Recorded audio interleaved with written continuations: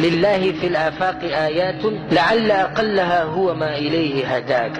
وإذا الله سبحانه وتعالى دا غب دي مخلوقاتك دا غب قدرت بني غټي نخي دي، او إذا کمی چې پکې ته پیژنې دا پکې غډېرې لګي دي، دا کمی چې ته پیژنې دا ډېرې لګي دي. ولعل ما في النفس من آياته عجب عجاب لو ترى عيناك. وي کدي خپل ځان ته دی وکړو پتا کوم دې تعجب کې به لاړ شي، دا کمی نخي چې په خپل ځان کې ویني، په خپل بدن کې ویني. والكون مشحون بأسرار إذا حاولت تفسيرا لها أعياك. الله أكبر. وإذا الله دا مخلوقات أو دا الدنيا دا دي أسرارنا أو دا دي نخونا دكا برتدا وكو تفسير دي دا هاري خبري شروع نستري بشي. قل للطبيب تخطفته يد الردى يا شافي الأمراض من أرداك. دي طبيبنا تبوسك وإيه طبيبا إيه دكترا تاخد نور خلقو إلى جنك يخو ننت كانا جورك ليه. قل للمريض نجا وعوفي بعدما عجزت فنون طب من عافاك. دا مریض نم تپوسوکا اچھی روغ شو روتو بهرتا او ډاکټرانو وی د دې علاج نه کیږي، تپوس کو علاج لچاو کو. قل للصحيح يموت لا من علة من بالمنايا يا صحيح دهاك. دا روغ سړی چې راولېږي مړ شي مرض پې نه وي. شاعر وایي د ده نم تپوس کوه چا مړ کړي دي چې روغ. قل للبصير وكان يحذر حفرة فهوى بها من ذا الذي أهواك. د کوم انسان چې سترګې روغي د ده نه تپوس کوه وتا خو دې ځمکې ته کتو نو دې کندې ته چا ولېږولې، دا خپله له چا وښویه ولا. بل سائل الأعمى خطى بين الزحام بلا اصطدام من يقود خطاك. بیا وایي د دې ړوند نم تپوسوکه دا سترګې چې کار نه کوي وایي دا څوک ته دي چې په حفاظت کې ګرځي را ګرځي. قل للجنين يعيش معزولا بلا راع ومرعى من ذا الذي يرعاك.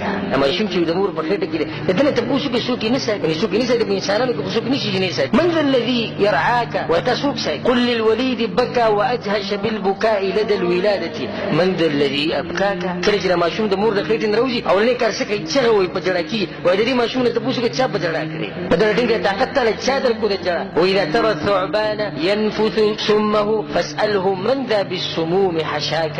کله چې ته مار وینې او هغه د زهر راولي بهر ته په خپله خوله باندې تپوس کوي ته دې زهرونه چا ډک کړی. واسأله كيف تعيش يا ثعبان أو تحيا وهذا السم يملأ فاك. وایي ماره دا ته په دې خوله کې ستا دومره زهر چې بل چا له ټک ورکړي هغه مړ کېږي نه ته چا ژوندی ساتلی. واسأل بطون النحل كيف تقاطرت شهدا وقل للشهد من حلاك.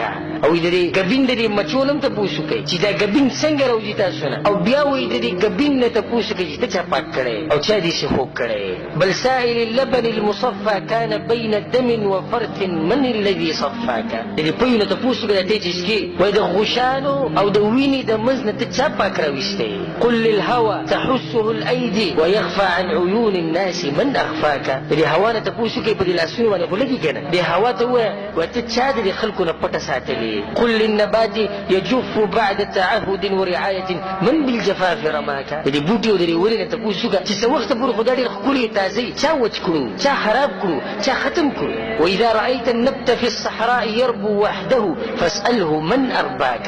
او په صحرا کې او په غرونو کې او په شرو کې هلته به وایي تا ته بوټی ښکاره شي. شاعر وایي د دې بوټي نه تپوس وکړه دلته دې څوک ساتي. وإذا رأيت البدر يسري ناشرا أنواره فاسأله من أسرى. د دې سپومۍ نه مو چېرته تپوس وکړه څوک تا داسې ګرځي او په تا کې دا رڼا اچولې ده چې ته دې ټوله دنیا نه رڼا ورکړې. قل للمرير من الثمار من الذي بالمر من دون الثمار غذاك. وایي په دې میوو کې چې کومه میوه تروي د ده نه وایي تپوس وکړه چې په دې دومره میوو کې تا کې د تریوالی چا پیدا کړی. وإذا ترى صخرا تفجر بالمياه فسله من بالماء شق صفاك. چې کله د ګټې نه اوبه راوځي د ګټې نه تپوس وکړه تا نه چا اوبه راوویستې. او په اخر او د شاعر دې خبرې ته غوږ کېږده او وګوره کېږده یا أيها الإنسان مهلا.